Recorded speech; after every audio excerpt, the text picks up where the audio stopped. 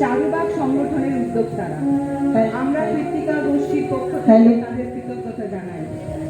অত্যন্ত অল্প সময়ের মধ্যে আয়োজিত আমাদের এই শ্রদ্ধার্ঘ আমরা নিবেদন করতে চলেছি আন্তরিকতার সঙ্গে। প্রত্যেক দর্শক এবং চারুবাগ সংগঠনের প্রত্যেককে আন্তরিক অভিনন্দন জানাই।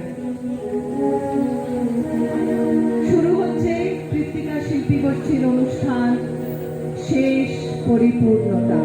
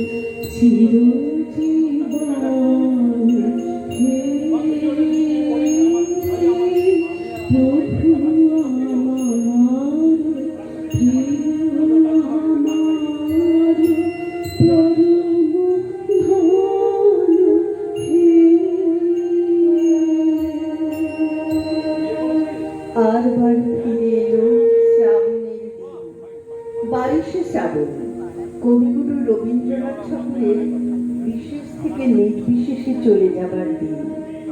তবু তিনি অবিনশ্বর হয়ে আছেন আমাদের কথায়, গানে, স্মৃতিতে, চর্চায় তথা সামূহিক চেতনে, অবচেতনে। প্রথমে যিনি সূর্য প্রশ্ন করেছিল সত্তার নতুন আবির্ভাবে কে তিনি, মেলেনি উত্তর। বৎসর বৎসর চলে গেল, দিবসের শেষ সূর্য শেষ প্রশ্ন উচ্চারিত। পশ্চিম সাগর তীরে নিস্তব্ধ সন্ধ্যায় কে তুমি, পেল না উত্তর। জগৎ জীবনের প্রকৃত পরিচয় উন্মোচনে এই ছিল তার সমস্ত জীবন জুড়েই তার এই ভাবনা নানা রূপে, নানা আঙ্গিকে, নানা ভাবে প্রকাশ পেয়েছে বারবার। আর ক্রমশ সে ভাবনা অপূর্ণ থেকে পূর্ণের পথে যাত্রা করেছে। তাই তো প্রথম জীবনে যে কবি বলেছেন, মরিতে চাহি না আমি সুন্দর ভুবনে, পরবর্তীকালে তিনিই বলেছেন,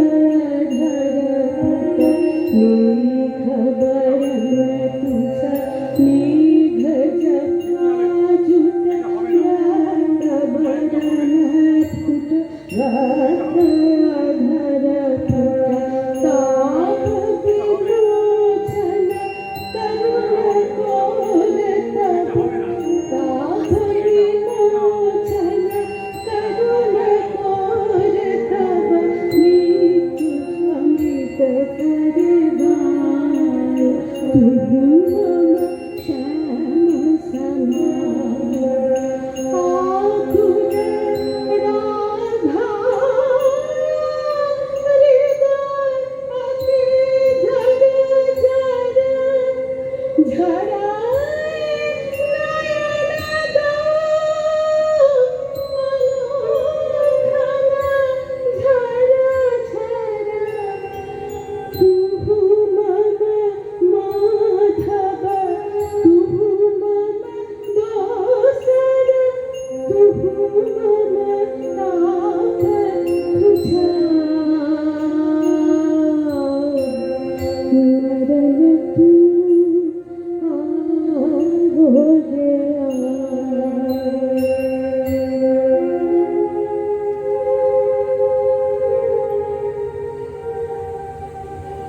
কবির লেখনীতে প্রকাশ পায় তার গভীর অনুভব। জীবনকে মৃত্যুর জানালার ভিতর থেকে না দেখতে তাকে সত্যি দেখা যায় না। মৃত্যুর আকাশে জীবনের যে বিরাট মুক্ত রূপ প্রকাশ পায়, প্রথমে তা বড় দুঃসহ, কিন্তু তারপরে তার ঔদার্য মনকে আনন্দ দিতে থাকে। তখন ব্যক্তিগত জীবনে সুখ দুঃখ অনন্ত সৃষ্টির ক্ষেত্রে হালকা হয়ে দেখা দেয়। যখন রব না আমি মর্ত কারায়, তখন সরিতে যদি হয় মন, তবে তুমি এসো হেথা নিভৃত ছায়ায়, যেথায় চৈত্রের শালবন, হেথায় যে মঞ্জরি দোলে শাখে শাখে, উচ্চ নাচায়ে যত পাখি গায়, ওরা মোর নাম ধরে প্রভু নাহি ডাকে, মনে নাহি করে বসি নিরালায়। কত যাওয়া কত আশা এই ছায়া তলে, আনমনি নেয় ওরা সহজেই, মিলায় নিমেষ কত প্রতি পলে পলে, হিসাব কোথাও তার কিছু নেই। সেদিন ভাবনা ছিল মেঘের মতন, কিছু নাহি ছিল ধরে রাখিবার, সেদিন আকাশে ছিল রূপের স্বপন, রং ছিল উড়ো ছবি আঁকিবার। সেদিনের কোনো দানে ছোট বড় কাজে স্বাক্ষর দিয়ে দাবি করি নাই, যা লিখেছি যা মুছেছি শূন্যের মাঝে মিলাইছে, দাম তার ধরি নাই। দিই নাই চাই নাই রাখিনি কিছুই, ভালো মন্দের কোনো জঞ্জাল, চলে যাওয়া ফাগুনের ঝরা ফুলে ভুল, আসন পেতেছে মোর ক্ষণকাল।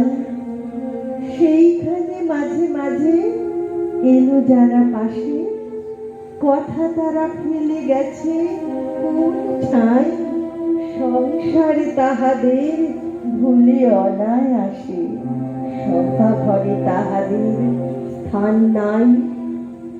বাসা যার ছিল ঢাকা জনতার পারে, ভাষাহারাদের সাথে মিল যার, যে আমি চাইনি কারি ঋণ করিবারে, রাখিয়া যে যায় নাই ঋণভার।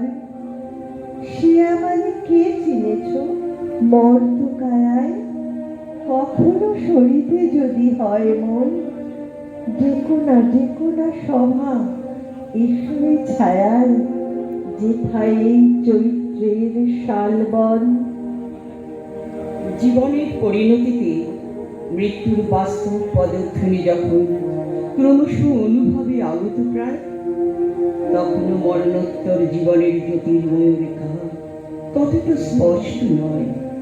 তিনি শুধু এই প্রত্যয় উপনীত, জনম মরণ জীবনের দুটি দ্বার, তারই দুই পথে আসা যাওয়া অনিবার। তাই তিনি ধৈর্যশীল শান্ত সমাহিত চিত্তে বলতে চেয়েছেন, ক্ষমা করো, ধৈর্য ধরো, হোক সুন্দরতর বিদায়ের ক্ষণ। মৃত্যু নয়, ধ্বংস নয়, নহে বিচ্ছেদের ভয়,